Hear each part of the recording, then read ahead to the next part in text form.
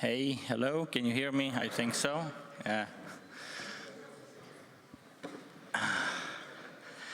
Please invite your colleagues who are still drinking coffee and eating cakes because we are getting ready for another discussion, another panel at the conference. So if you can take your seats and we can start. Ladies and gentlemen, good morning. My name is Andrej Matišák. I am a foreign policy journalist here from Slovak Devi Pravda, and I will try to guide you through another panel, another discussions at this conference. The panel will deal with political trust in times of crisis and electoral consequences of this. First, a short, unfortunate announcement. As you see, if you look at the program, in the program you can find 4 speakers. Unfortunately, we only have 3. Of course, the very good one, but only 3, because Mrs. Barbara Belovická from the governmental office, she's there responsible for the communications about the recovery fund. Unfortunately, her working duties were so urgent that she won't be able to join us. I think it might have something to do with the political chaos, if I can use the word, in the country. But it's pity that she cannot join us because she is a very good speaker, and we also lost a bit of a gender balance in the panel, which I think is quite important, because if we are talking about political trust, I think also who is talking to the people is important, the representation is important, and if after this panel anybody want to hire me, I can say that I'd never moderate panels. So, just because I think it's very important to have a gender balance.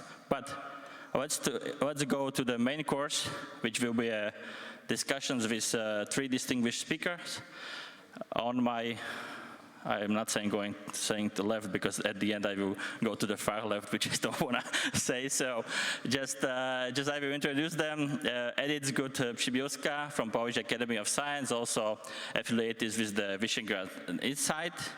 Domenico Madaloni, as you introduced yourself just a few minutes ago, from University of Salerno in Italy, and Pavel Babos from the Comenius University in Bratislava, Slovakia. Few rules. Of course, you are here all academics, so as me as a journalist, I'm sure you are all curious, so let's get ready for your questions also, and I hope you will challenge your colleagues a bit. But let's start with the few introductory remarks from every speakers related to the main topic, also from their, let's say, a bit of a territorial perspective. So, if I may, Domenico, I will start with you and Italy, and how do you deal with the political trust in the times of crisis? Thank you. I think. First of all, I think that it's better to start with a definition of what is trust, because we are talking about trust, but if this event is aimed at a more general public, this could be a good point. In my personal opinion, trust is an attitude or a feeling that is basically twofold. Because there is the actor's trust in his or her own capacity to change things so as to satisfy his or her own needs or defend his or her own interests. first of all. And second, there is trust toward a counterpart, you know. The counterpart may be an individual, such as a political entrepreneur, a collective actor, such as trade unions or political parties, and public institutions like government, police force, law enforcement institutions, and so on. So at a more general level, we have to say that people who are richer, wealthier, more powerful, and high skilled are more self-confident and trust more public institutions and more generally speaking collective or political actors. There are many explanations for this, but I do not want to I do not want to go on this. The most important thing to say on this aspect is that the underclass on the other side of the social hierarchy expressed low levels of self-confidence, low levels of trust toward general political actors. So, if we think about the probable task, seeing on the point of view of the social hierarchy, we have to say that the low levels, the shrinking levels of trust, of political trust, are maybe the product of either a growth in the underclass, in the numbers of the underclass, or shrinking foundations of the daily life of the middle and working classes. And this may be a good point to start. Coming now to the Italian case. This more general point that could be seen, for instance, as an effect of globalization or neoliberalism, but also as an effect of post-materialist culture or post-industrial society, and the change related. The Italian case is quite particular because we live in an environment, a political environment, which suffer by historical lack of trust toward political institutions. This lack of trust was covered in the post-World War era by trust in the main political parties. Mass political parties were trusted because they were the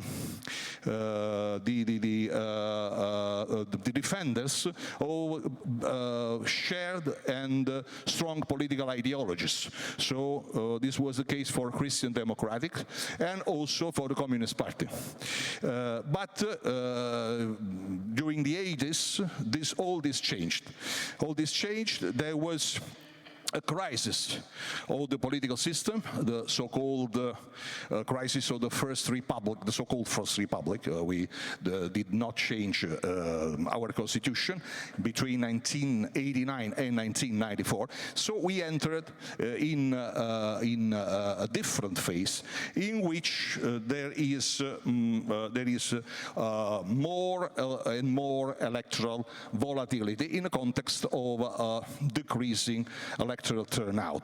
Now, I would like to say that in this case, we have to think that our political space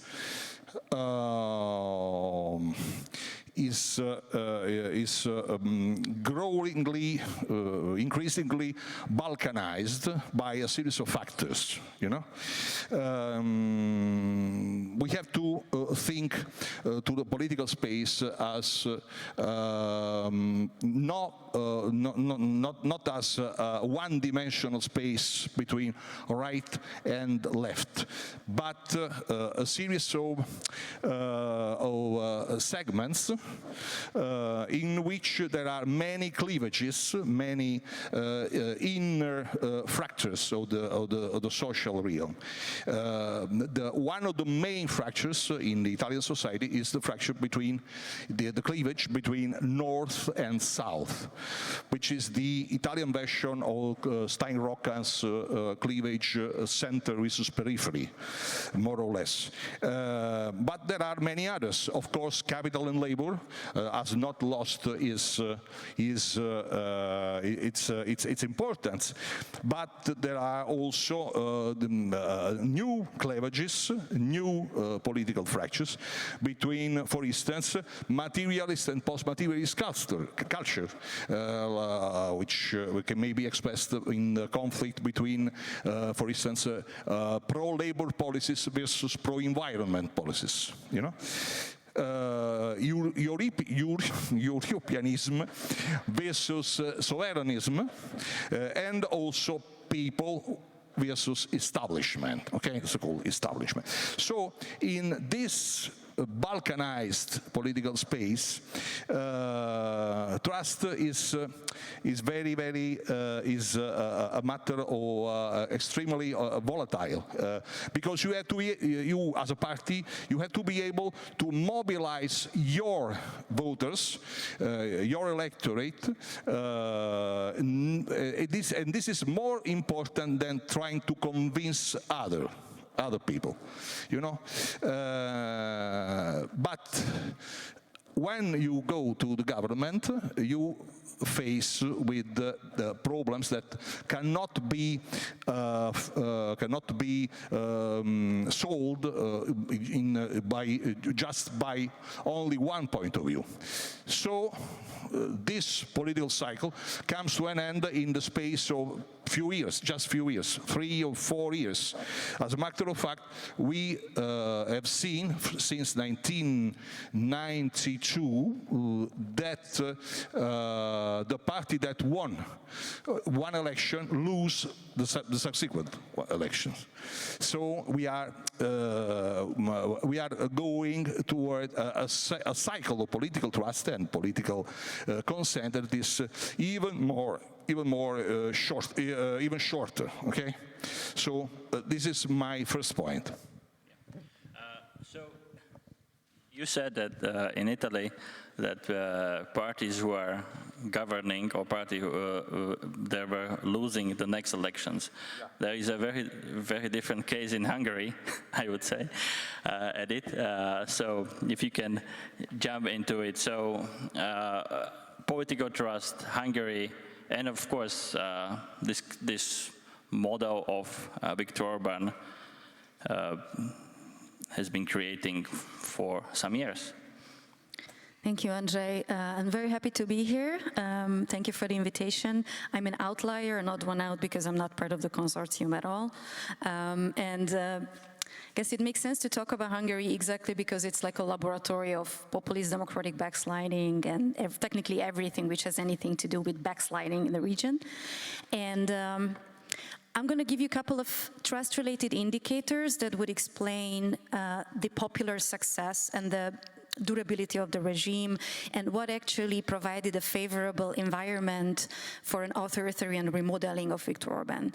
So I think one of the most important indicators is that in general Hungarians are a lot less trustful in comparison to other Central Eastern European or European countries. There has been traditionally, not since they came to power, Fidesz came to power, but even before, a very low level of trust when it comes to the government, the mainstream media, governmental policies. So that was something with which it was quite easy to work with as of 2010.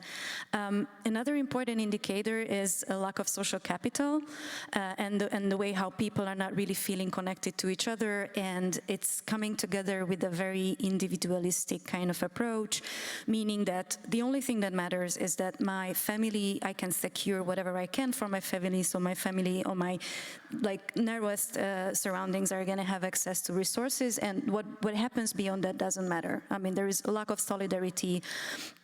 regarding, helping others or taking care of, for instance, minorities. And it's stemming from a very low level of interpersonal trust as well. So Ipsos and European Social Survey, they have been all consequently reporting that not even 20% of Hungarians would think that most people could be trusted. So that's another, I would say, symbolic glue, which became an eventual glue that that could help the government to pull things together, ironically, by polarizing the society.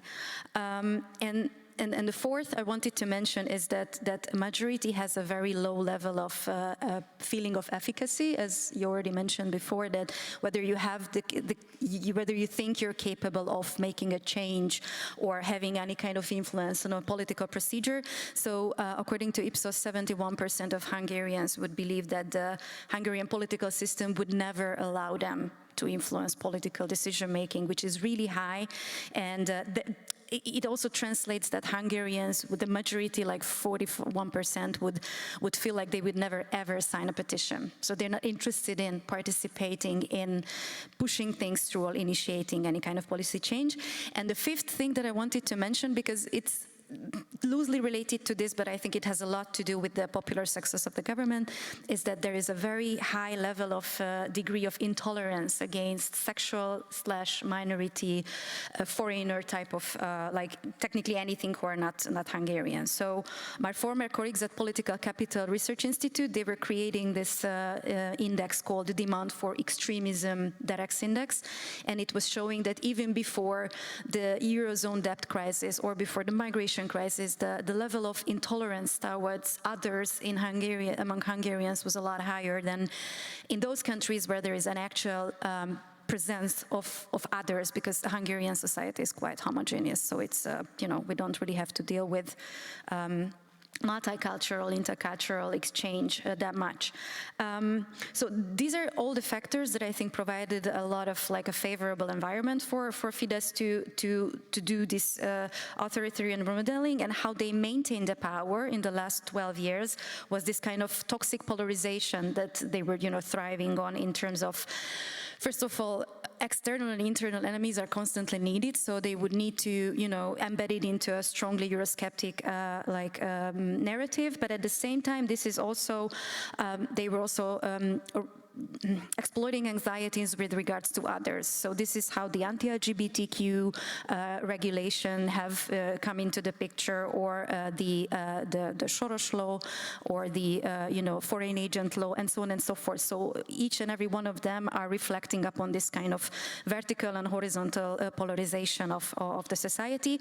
And with regards to the war, this is how the government could successfully run a campaign on: we don't want three things. We don't want, we don't want a gender, we don't want the migrants, and we don't want war in the neighborhood, because the government knew that lack of solidarity is out there, so it just needs to be exploited, and then Hungarian people would rather be anxious about the prices of the energy instead of helping Ukrainians. And of course, there were great people who were pulling things together, and they were providing some help on the ground, but the majority of the society would be voting for Fidesz right after the outbreak of the war, because they were rather anxious about their own issues, and they didn't really give too much thought of how to help the neighbors in need.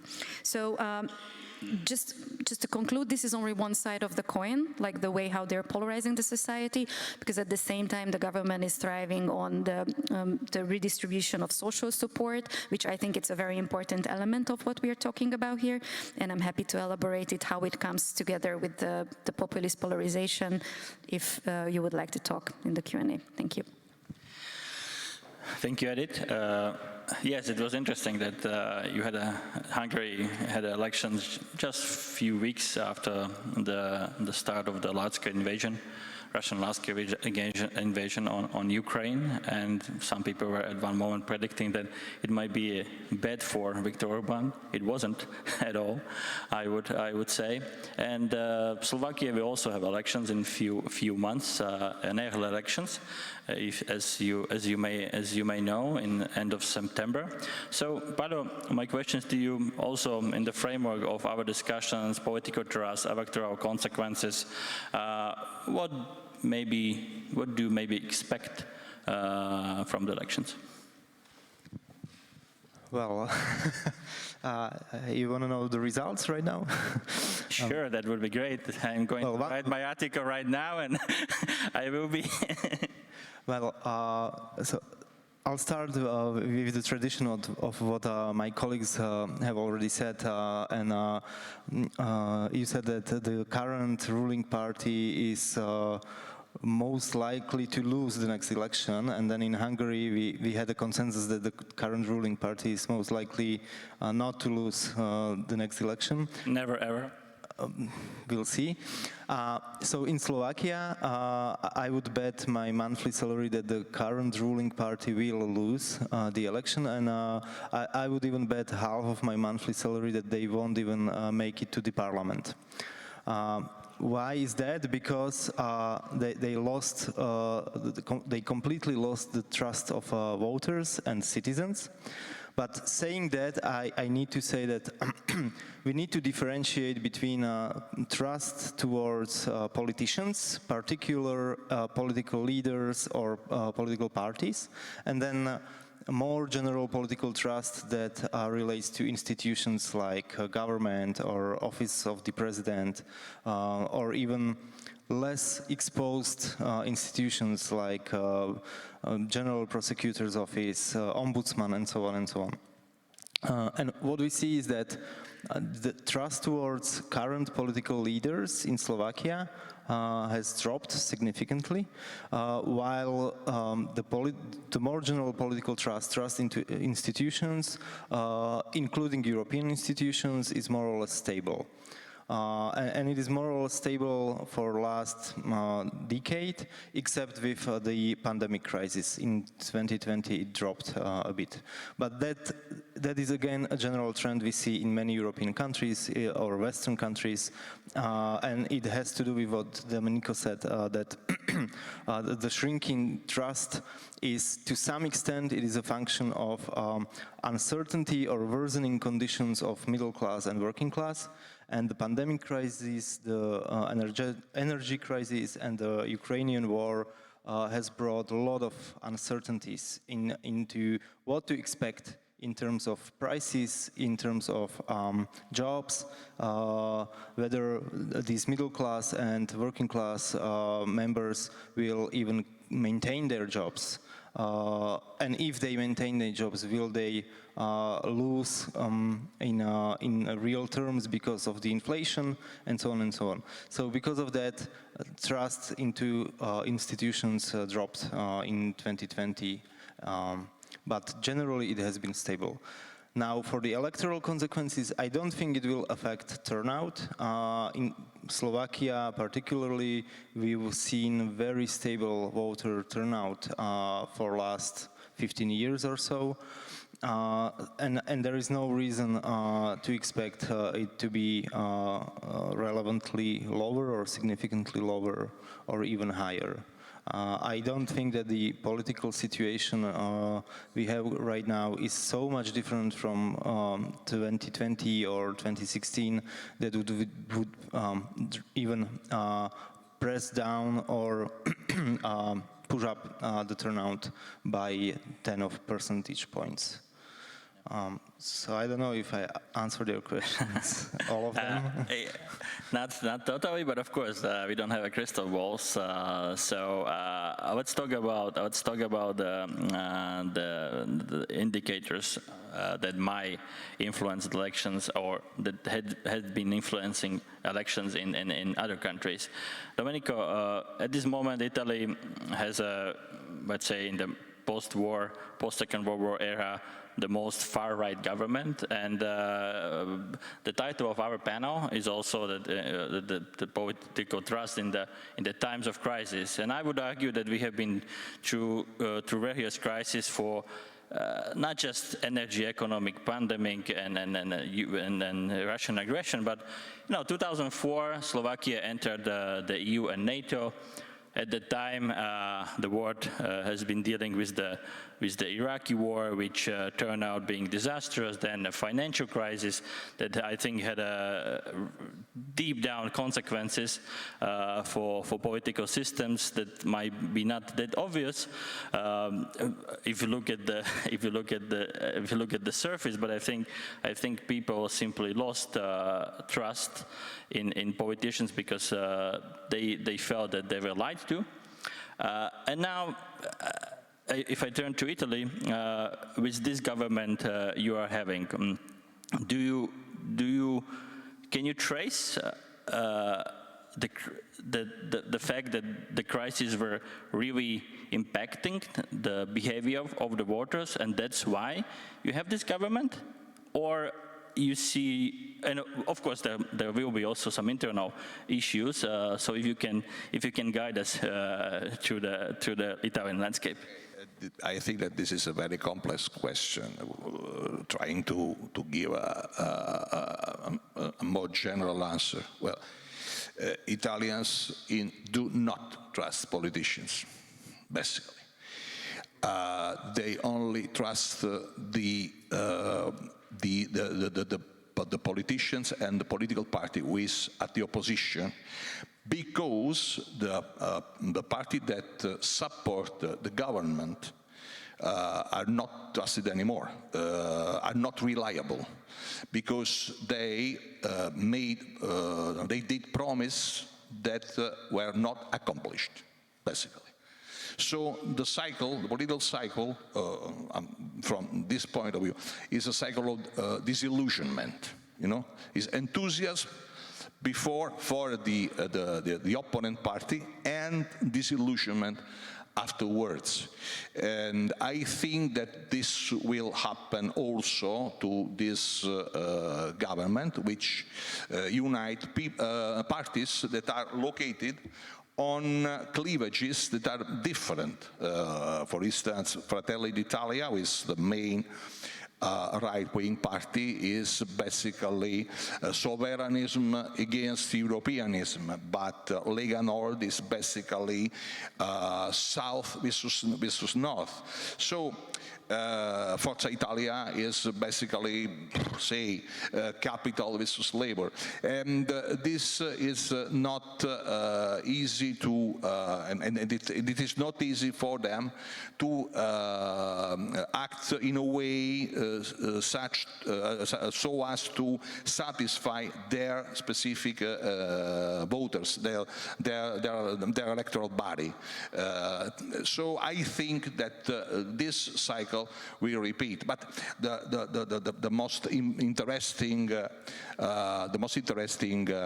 example of this is the Democratic Party. The so-called center-left Democratic Party, which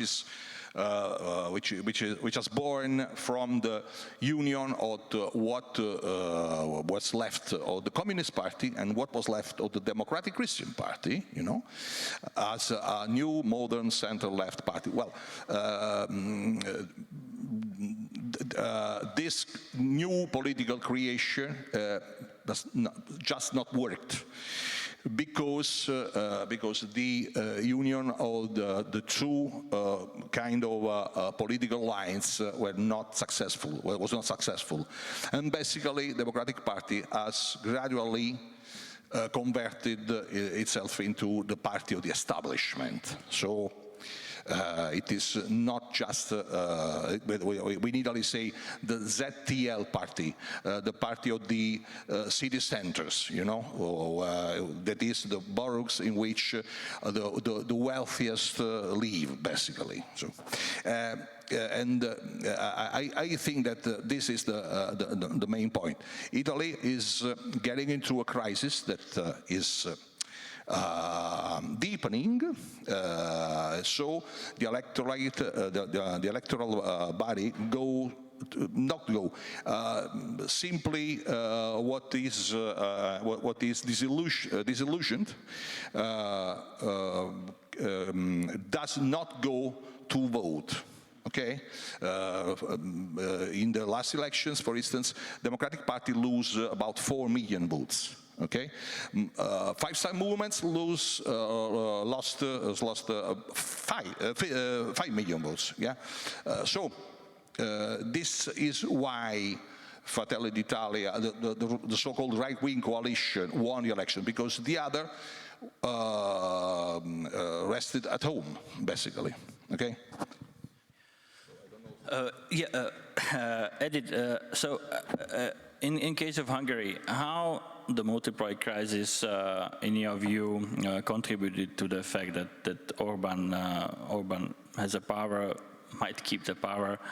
You said that, if I'm correct, that he was able to gain the votes via polarization of the society, and of course during the crisis, probably the people are more tend to be on the fringes. On the other hand, some of them are trying to maybe embrace the state because they feel the state might help them. So how the multiple crisis helped Orban?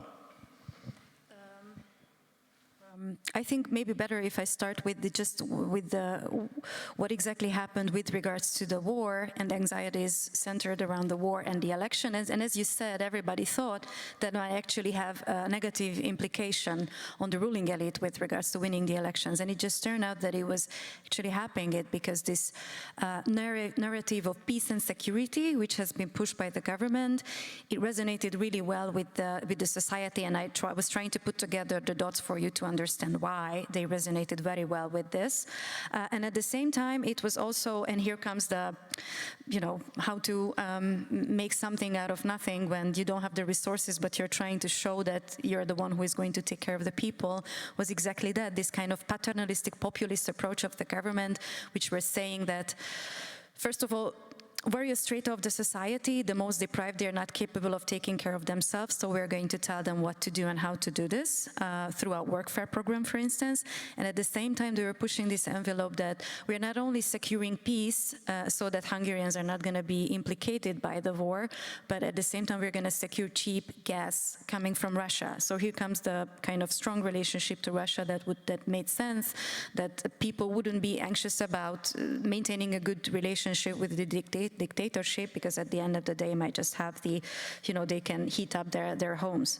So this was not happening in a vacuum, because the propaganda machine, the captured media and the state was making sure that this is the majority of the electorate is going to have this message, which really work out nicely for the government.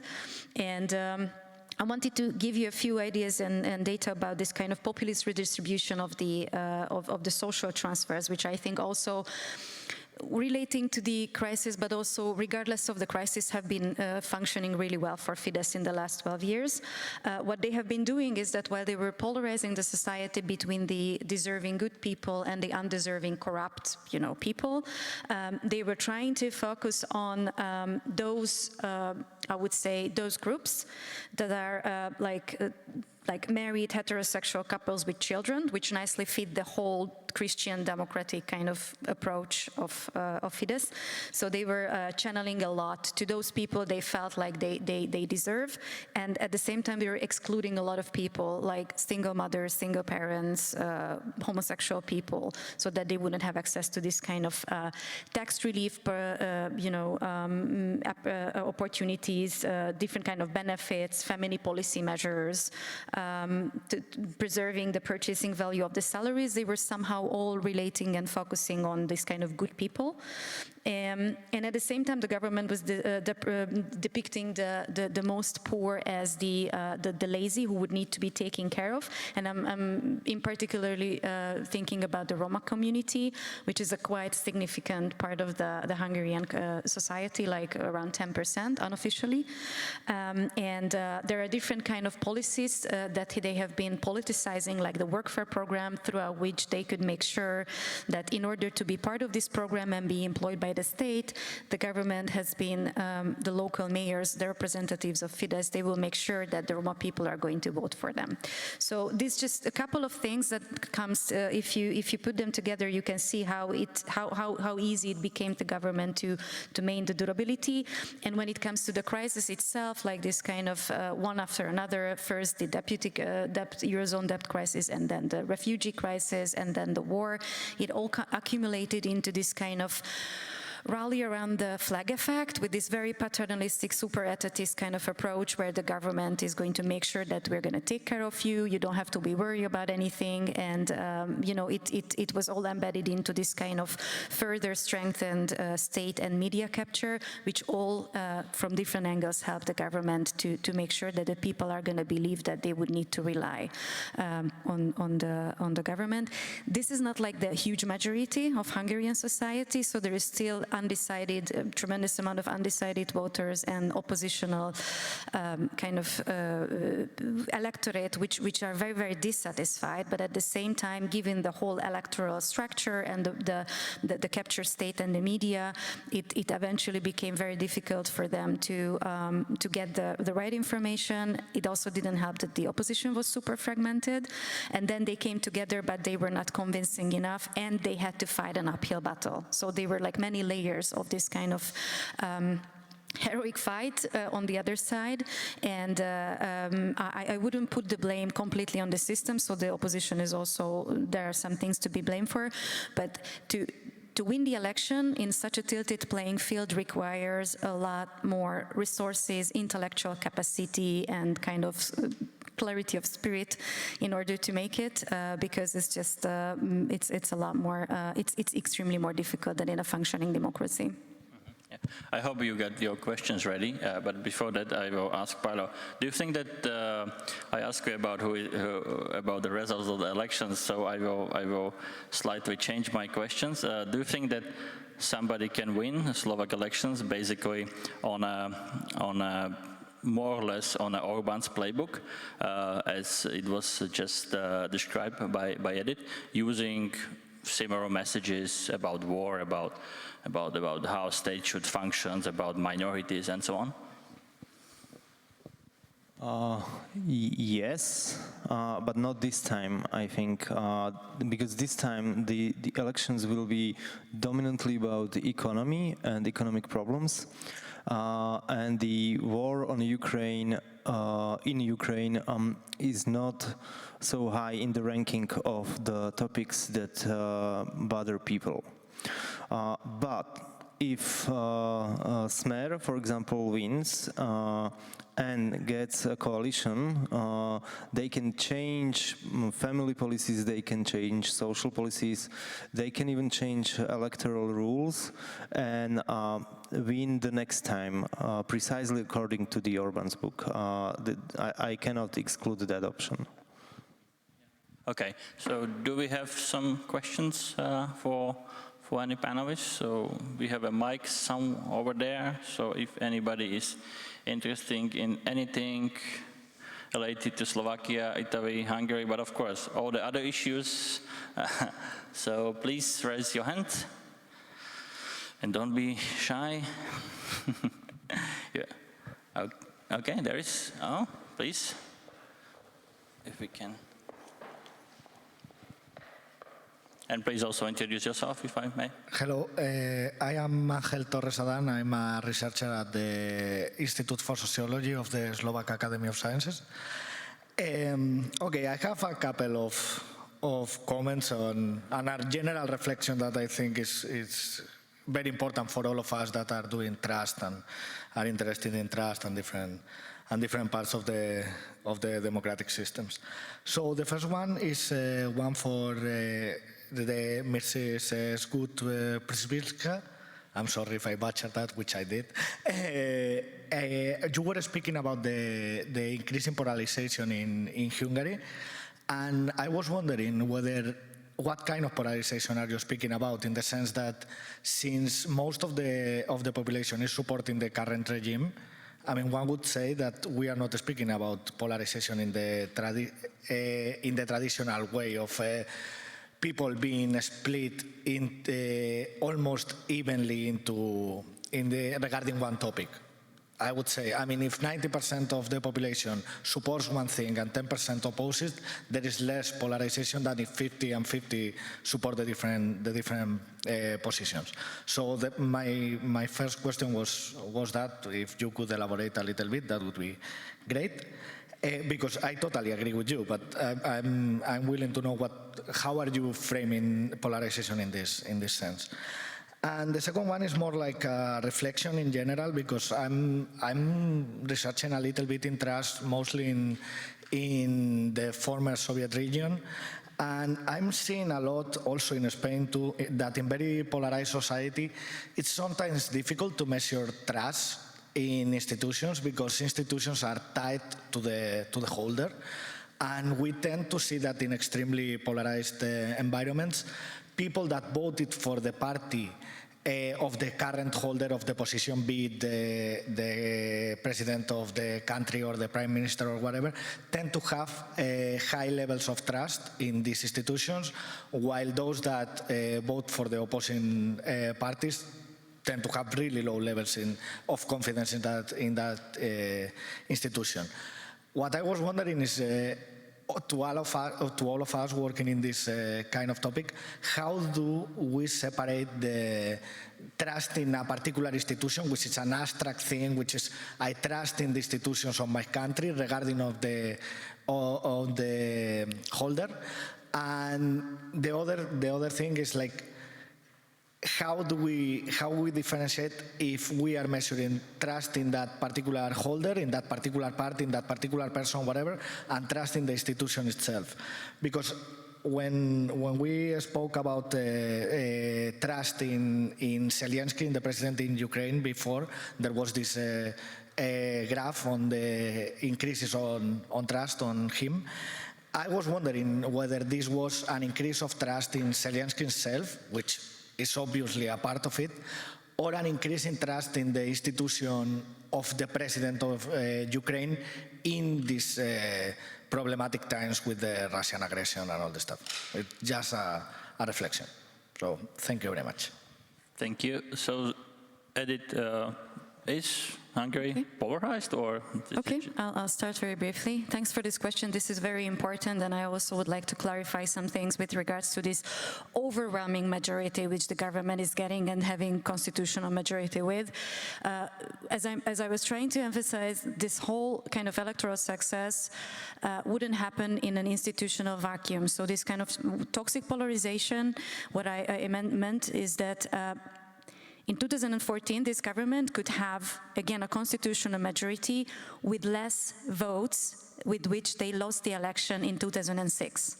So the electoral system has been distorted and designed the way that it's very beneficial for the ruling elite to a certain extent, that would translate in the end of the day to a constitutional majority not having the equivalent number of votes to have a constitutional majority. So what looks good on paper, how overwhelmingly supportive the Hungarian society is towards Fidesz, it doesn't translate into the real kind of how the electorate, the eligible voters would relate to the government. It's still 3 million people. This is a lot, but this is not 90% or 80% or even 2/3 of the majority. So there is still a tremendous amount of people who are antagonized to a certain extent, that they're not willing to vote no matter what happens. And there are those who are willing to vote for the opposition, and here comes the, into the picture of the incapacitated or lack of spirit and successful kind of skill set of the opposition to pull it together and to convince the electorate that they could provide an actual alternative for them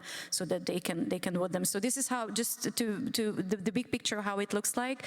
And when it comes to polarization, I'm rather focusing on throughout my research on the supplement side and how the government is polarizing the society, both vertically and horizontally. And this is like, it's overwhelming in the news. So you can see that the public television, which is supposed to provide information about, the world and what's happening in the world, is focusing on two things only. One of them is to keep Fidesz in power, and the other thing is to undermine the enemy of the nations. And when it comes to the horizontal polarization, this is of course the opposition, which is collaborating with the European Union vertically and with the warmonger US Democrats and whatnot, but they're also differentiating between, as I said, the deserving good people and the undeserving bad people, like Roma, migrants, homosexuals, whatnot, and the good Christians.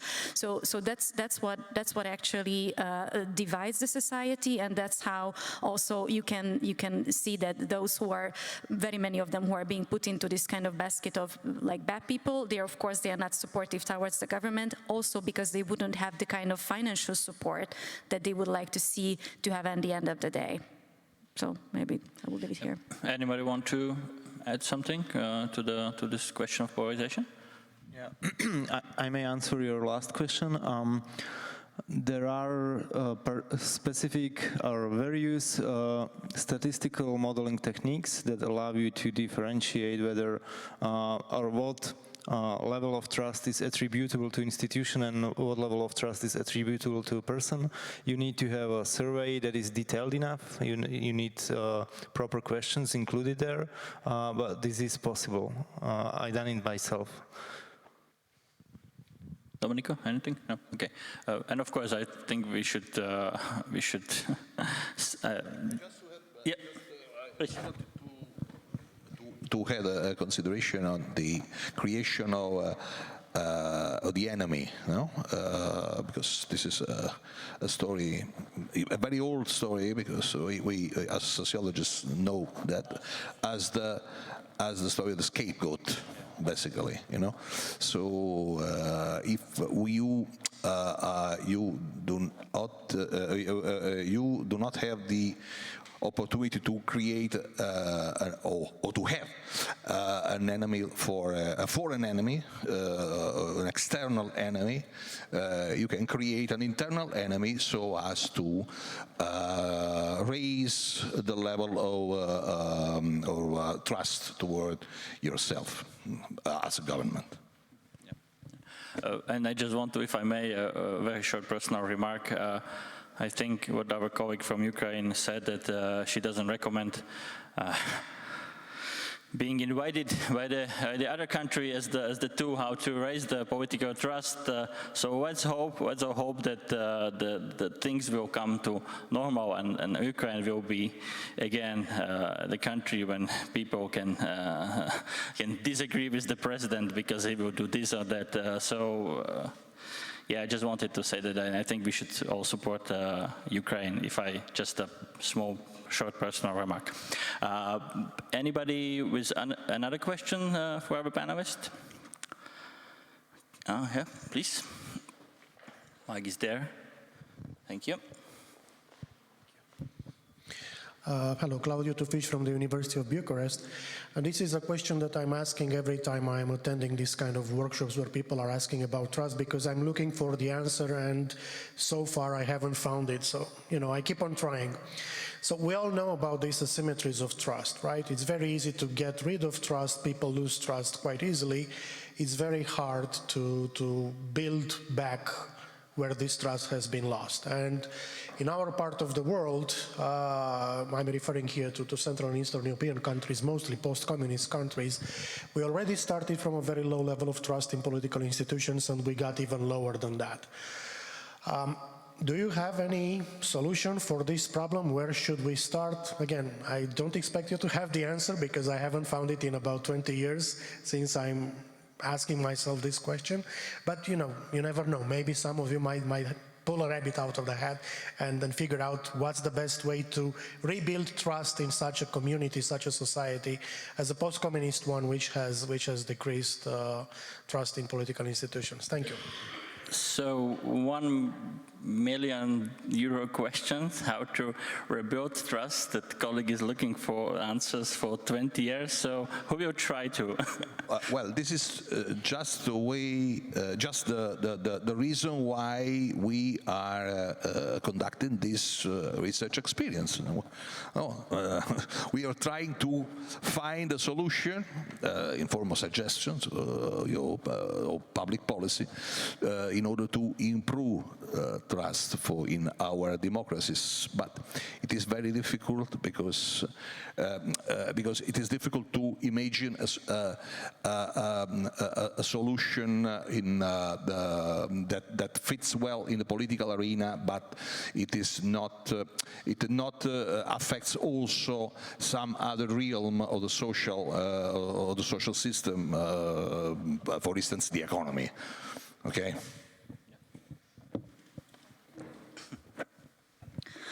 So some insights from Hungary, or at least what civil society representatives are trying to do as a heroic work, is that it might sound paternalistic, but what they really try to do is to go as local as possible. It sounds like, you know, everybody's trying to do that, but this is especially needed in a country which is so top-down, deeply centralized. You know, like the national central government would say the local autonomy is what to do, and they're deprived financially.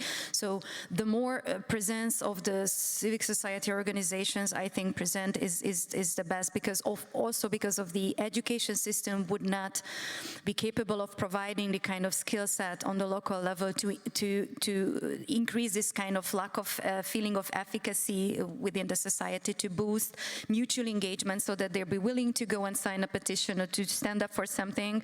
I think this is something which we don't do enough, and we still need to put more emphasis on that on the local level. I'm, by the way, just a short comment on that. I'm a vice chair of Amnesty International in Hungary, so I see how heroic this fight is and how difficult it is when you don't have the local resources, and you also have kind of a pushback from the local government, which is very often, you know, running with the national government. The other thing, I think, because I mentioned the Roma people, what the Hungarian opposition should do a little bit better, or to put more focus on, is to put more emphasis on the social inclusion of these people, because they are really underrepresented when it comes to political decision-making like processes, and the political representation is like, it's ridiculously and tremendously low, and this is part of the problem. So as long as these people wouldn't know their rights and what to know and how to participate in this kind of decision-making procedure, they're going to get excluded. So they really need to keep more emphasis on that, to also to help them to try to get out this kind of clientelistic dependency structures, how the government is trying to keep them there, and at the same time polarizing the society. So maybe these are two things, which is, I know, nearly not enough, but at least good to start with.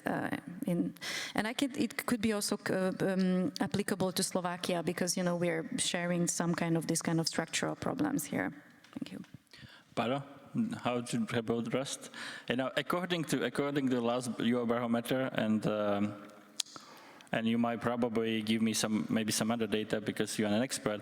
The only 14% of people trust the government and the parliament. So it might sound as a pressing issue. But maybe if I can expand the questions a bit, your part of the project will be also focused. You will focus on social media.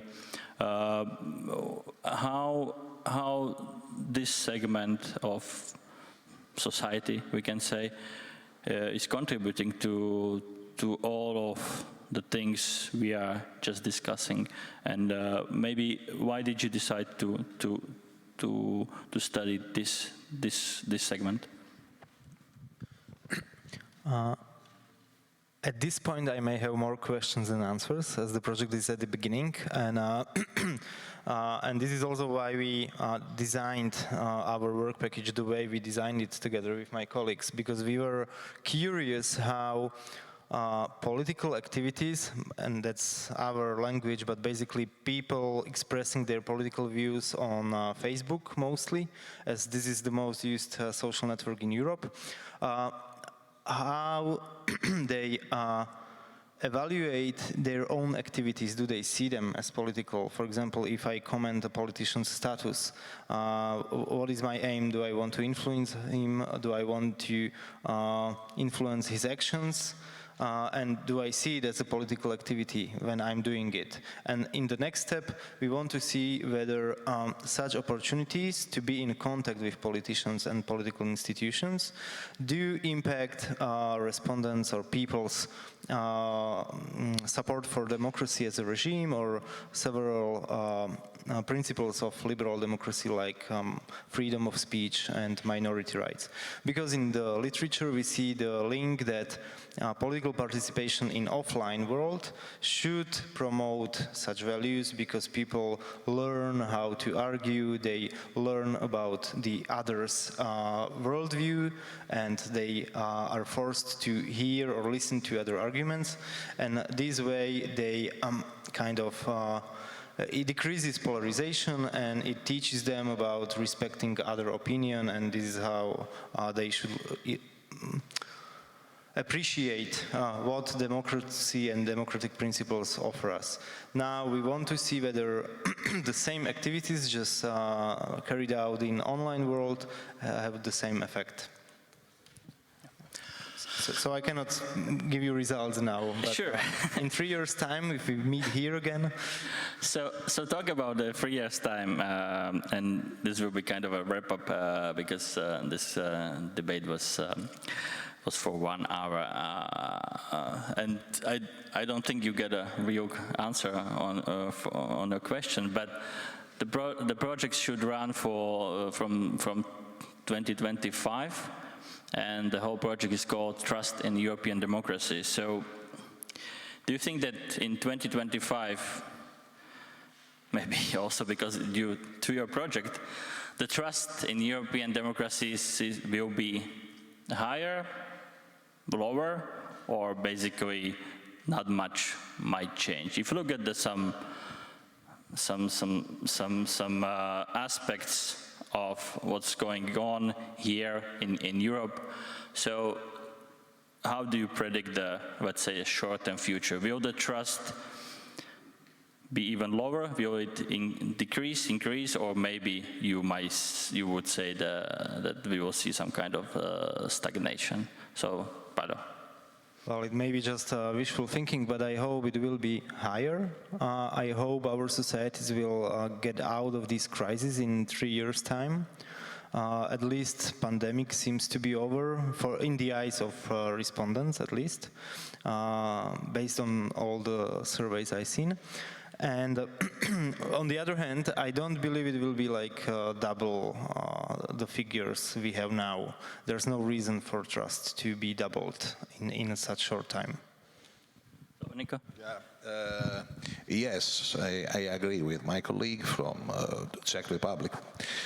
We are facing now multiple crises, so it is even more difficult for every government to create an effective response to each line of crisis so as to renew or improve the trust of the general public toward public institutions.